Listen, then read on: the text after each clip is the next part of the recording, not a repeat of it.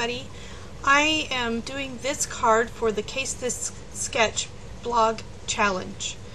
So I've taken two pieces of paper. One is pattern paper and one is cardstock. And I've, as you can see, I've cut it down the center, and then I've laid that Maggie Holmes Love die on. And I've run it through like 4 times until it cut both ways, so that I could create the pattern that the sketch asked for. So now I'm just pulling the little pieces out, and there's a lot of little pieces, and since I cut it in half, there's even more little pieces. And then I have this purple panel of cardstock that I'm going to start gluing this onto. And you aren't really going to see the purple when I'm all done. So I don't know what, I mean, I didn't really think, I thought maybe you would, I don't know. I don't think I didn't plan that. I think I planned to see it and then it didn't happen. So, but that's fine. So I'm gluing the bottom down. And I speed this up way fast. Yes, I'm using my favorite PVA glue. I speed this way up because otherwise this is so tedious, this part.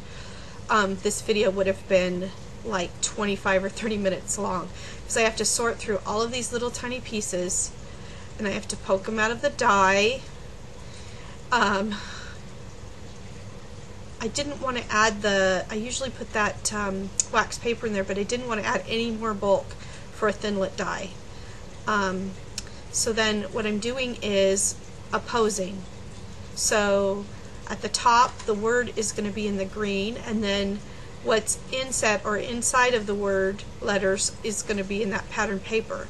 And then on the bottom the word is going to be in the pattern paper, and what's inside the word is going to be in the green. So it's a really cool effect of embedding a die cut shape. It's a really cool effect, but it is a bit on the tedious side to go through this process.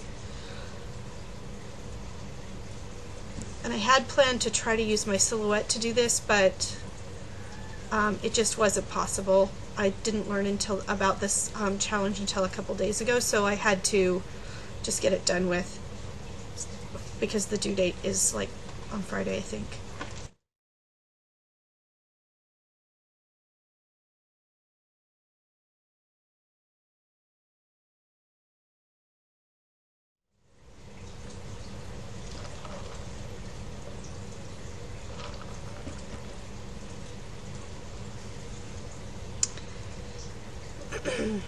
Even at this rate, it's tedious. So you just have to, yeah, but it's such a cool effect. I love it. See, it's really neat, but it was tedious. So then I move away all that stuff, and I'm just going to use the U on the thank you so that I can get love you. And I'm just going to stamping that in Versamark. That stamp is a Club Scrap stamp. So there it says love you. And then I've got this background stamp that I got at a thrift store. It's probably really old, and some milled lavender distress ink. And then I've got some lavender cardstock that is just cut in a small square that I'm doing that background on. And then I've got that corner chomper, and I'm just going to round the corners on that little piece of cardstock. Just like that. And then I've got this stamp, and this is from Club Scrap. It's a Mother's Day stamp, and I'm going to just stamp it on there with Stays On.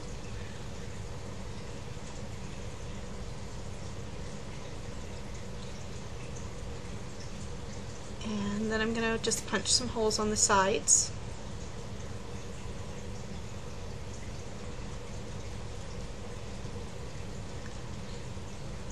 And I'm going to use that seam binding, that yellow or pink seam binding, and run it behind that, basically what's a tag now,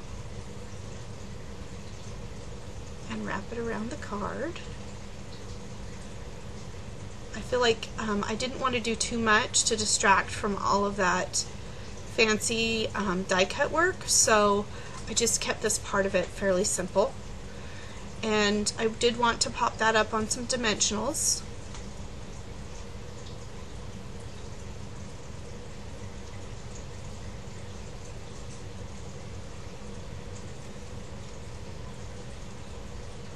And now I'm going to apply it to the card front. And wrap it around. And then I'm just going to tie a bow. I love the way seam binding makes the prettiest bows. So I just finished that bow. I kind of shortened the video for you. And then I'm going to trim the ends.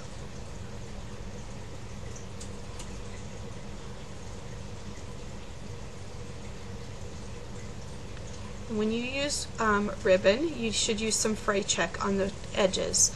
Fray check is cheap. You can get it at Walmart. It's like $2, and that bottle has lasted me, oh my gosh, probably 2 or 3 years. I just barely bought another. Maybe it was $4. Anyway, and you can definitely also get it at Joann's. And it dries matte, and you just can't, once it dries, you can't see it at all, but it will keep your ribbon from fraying at all. And I'm just going to use my PVA glue to glue that panel to the card. And yes, the fray check was still wet, so it sort of showed there, but it will not stain. Once it dries, that goes away. If that gets on your cardstock, it won't stain it. It just disappears. And there's my finished card. I hope you liked it. Have a good evening.